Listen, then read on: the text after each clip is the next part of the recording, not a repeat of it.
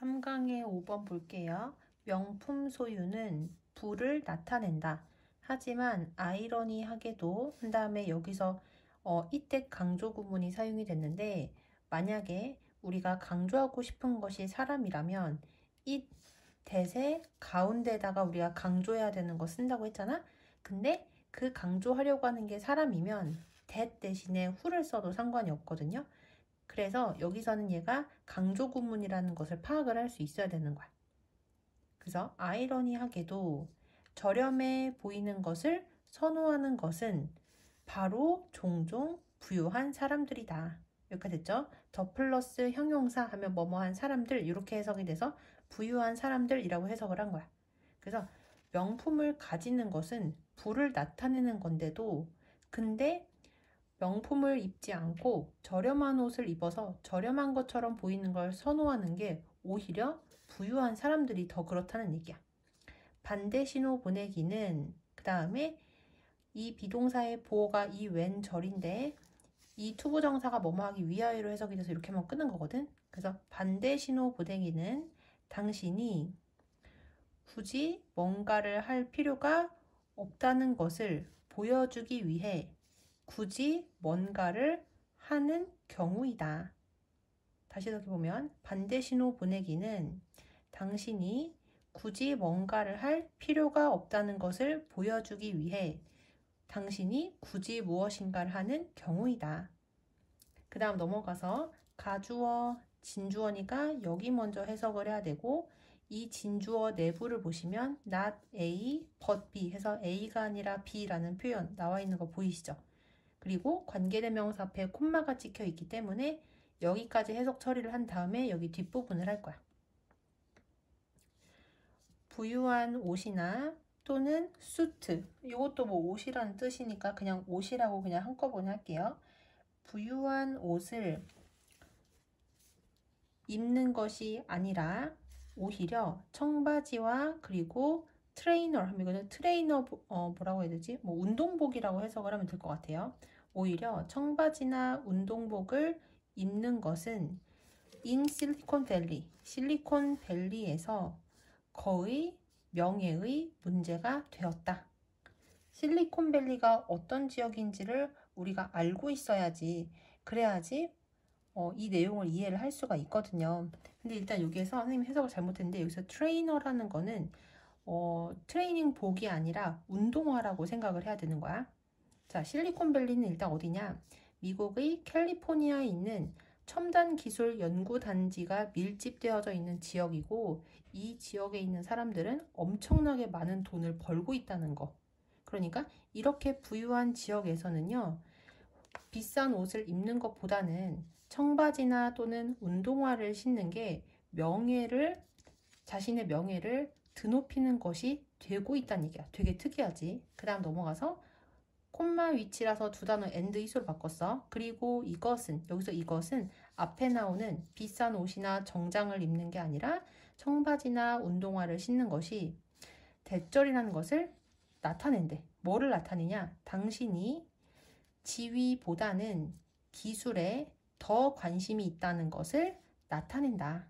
그러니까 이 지역에서는 비싼 옷이 아니라 청바지나 운동화를 신는 게 그 사람이 속물처럼 지위에 대해서 관심을 가지는 게 아니라 기술 그 자체에 관심이 있는 그러한 훌륭한 사람이다라는 것을 나타낸다는 거야.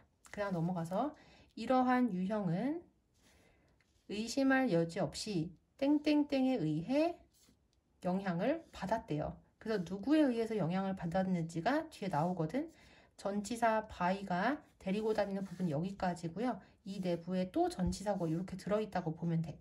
여기서 with는 뭐뭐와 함께가 아니라 뭐뭐를 입은이라고 해석을 해서 그의 유명한 후드티와 그리고 평상복을 입은 그러한 소셜미디어 회사의 경영진에 의해 의심할 여지 없이 영향을 받아왔다. 그래서 우리가 페이스북의 경영자가 항상 비싼 옷이 아니라 후드티를 입고 그리고 운동화를 신고 이런 식의 편안한 복장을 하고서 자신들의 신기술을 발표를 하러 나오거든. 그래서 그런 모습을 보고서 실리콘밸리의 다른 경영진들도 아, 저거 정말 멋있다, 이렇게 생각을 해서 점점 더 그 사람을 따라하게 됐다는 얘기야. 그 다음 넘어가서 자, 이 사람이 누군지 모르기 때문에 동격에 콤마를 찍고 설명을 해주고 있어요. 하버드 비즈니스 스쿨의 교수인 이 사람은 대절이라는 것을 보여줬대요. 뭐를 보여줬냐? 이례적인 옷을 입음으로써 반대 신호 보내기는 제대로 된 상황에서 더 높은 호감으로 이어진다는 것을 보여주었다. 그러니까 부자인 사람이 평소와 다른 모습, 일반적인 사람들이 생각하는 모습과 다른 그런 이례적인 복장을 함으로써 반대 신호를 보내면은 그러면 일반 대중들은 그 사람에 대해서 더 높은 호감을 보인다는 것을 보여줬대요. 그럼 이제 그 연구가 어떤 연구인지 나와야 되겠지? 한 연구에서 그녀는 ask 목적어 투부정사 누구누구에게 투부정사라고 요청하다 이렇게 해석이 되죠. 한 연구에서 그녀는 최고급 디자이너 상점에서 일하는 상점 점원들에게 2명의 고객들을 평가하라고 요청을 했대. 근데 그 2명의 고객들이 어떤 사람들인지를 동격에 콤마를 찍고 설명을 해주고 있고요. 우리가 2명이 있을 때 처음에 나오는 사람을 원이라고 하고 나머지 한 사람을 골랐을 때 더 이상 남는 사람이 없잖아. 그럴 때는 더를 붙여야 되고요. 한 명이 아니라 여러 명을 고를 때에는 others, 마지막에 남은 애를 고를 때 얘가 하나밖에 안 남았으면 other이라고 해야 돼. 그래서 여기서는 the other이라고 나오는 거 보이시죠? 그래서 2명의 고객이 어떤 사람이냐? 한 명은 체육복을 입고 있는 사람이고 그리고 나머지 한 명은 드레스와 모피를 입고 있는 사람이었대. 자, 이걸 하나로 자연스럽게 연결하면 한 연구에서 그녀는 최고급 디자이너 상점에서 일하는 상점 직원들에게 체육복을 입고 있는 사람과 그리고 드레스와 모피를 입고 있는 다른 사람인 이 두 쇼핑 고객들을 평가하라고 그렇게 요청을 했대요. 그랬더니 상점 점원들은 하고 여기 조금 복잡한데 일단 모어리랑 댄이 나온 거로 봐서는 얘가 비교급이라는 걸 알 수 있잖아. 근데 원래 이 댄 더 제너럴 퍼블릭의 위치가 어디냐면 맨 끝에 나와야 되고요. be likely to 부정사가 to 부정사 할 가능성이 있다 해가지고 붙어 있어야 돼. 그런데 만약에 이 then으로 시작하는 내용이 문장의 끝에 오게 된다면, 원래 위치대로 문장의 끝에 오게 된다면 끝에 나오는 표현이 이렇게 너무 짧은 거야. 영어는 긴 표현이 문장의 맨 뒤에 나오는 것을 좋아하기 때문에 이 투부정사가 데리고 다니는 이 긴 표현을 문장의 맨 뒤로 보냈고 비교적 짧은 표현인 than the general public을 앞으로 끄집어냈다고 볼 수가 있는 거야. 하지만 우리는 해석을 할 때 얘가 문장의 끝에 있다고 생각을 하고 해석을 해야 되는 거야. 그럼 어떻게 해석을 해야 되냐? 점원들은 일반 대중들보다 투부정사 할 가능성이 훨씬 더 높았다. 이렇게 해석을 해야 돼. 자, 그 다음에 자, 투부정사 보시면은 이 투부정사의 목적어가 대절, 여기 노란색으로 색칠한 부분이고요. 이 대절 내부를 보시면 이 조동사 would에 뒤에 동사의 원형이 하나, 그리고 여기 2개 나온 거 보이시죠? 그래서 첫 번째 동사 해석 처리하고 두 번째 동사가 데리고 다니는 부분을 해석을 처리할 거야. 자, 해석을 해보면 점원들은 일반 대중들보다 체육복을 입고 있는 고객들이 첫 번째, 더 많은 돈을 쓰고 그리고 부티크, 고급 상점에서 가장 비싼 제품들을 구매할 위치에 있다고 생각할 가능성이 훨씬 더 높았다. 여기까지 됐어요. 그러니까 점원들, 상점 점원들은 일반 사람들보다 체육복을 입고서 고급 상점에 들어온 사람들이 오히려 더 많은 돈을 쓰고 가장 그 가게에서 비싼 물건을 살 위치에 있을 확률이 높다고 생각할 가능성이 있었다는 얘기야. 자, 그러면 어떻게 점원들은 그렇게 생각을 일반 대중들과 다르게 할 수 있냐? 그게 이제 마지막 문장에 나오거든요. 그들은 경험으로부터 땡땡땡이라는 것을 배웠대. 뭐를 배웠냐? 어떻게 부유한 사람들이 종종 반대 신호를 보내는지를 이미 배웠기 때문인 거야.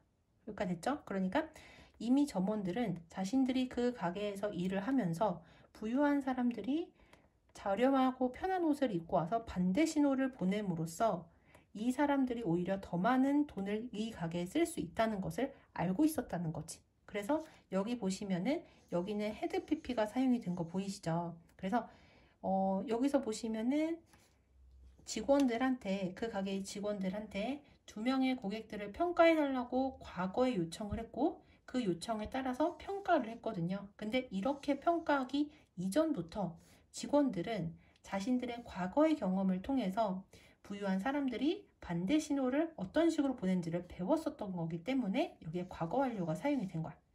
그리고 여기도 위에 있는 문장처럼 원래는 이 동사의 목적어가 하우절이라 얘하고 얘가 붙어 있어야 되고 얘가 문장의 끝에 와야 되거든. 근데 영어는 긴 표현을 문장의 맨 뒤로 보내는 것을 좋아하기 때문에 얘하고 얘가 순서가 바뀐 거야. 하지만 해석을 할 때는 주어 해석하고 괄호 해석하고 목적어, 그다음 마지막에 동사로 해석을 한 거지.